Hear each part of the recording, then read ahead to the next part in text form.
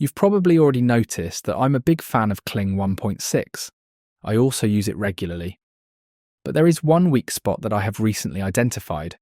I do my video editing with Adobe Premiere Pro. Let me show you what I discovered. When I put two 5-second Kling video sequences together, you would think that they would merge smoothly, but that's exactly what doesn't happen. Nothing is noticeable between the first two videos featuring the dragon. It fits. But if we now focus on the transition between the second and third clip, we can see that the third video is suddenly stretched in height. If we check the settings in Premiere Pro, we notice that the scaling is correct at 100% for all three videos. So there seems to be an output error with the Kling videos.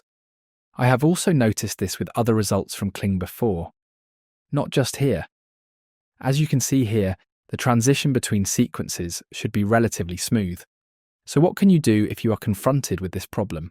First, open the Motion, drop down in the video settings, deactivate the uniform size scaling here.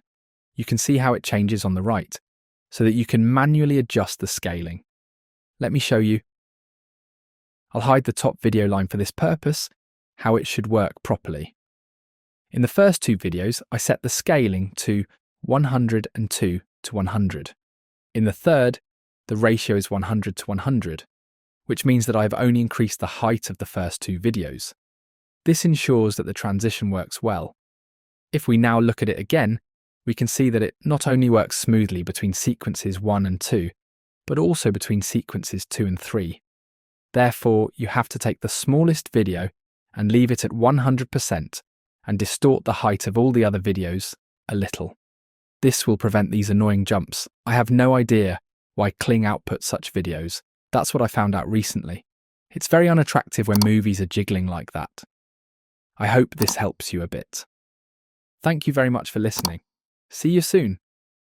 Your channel, AI, Now You Know.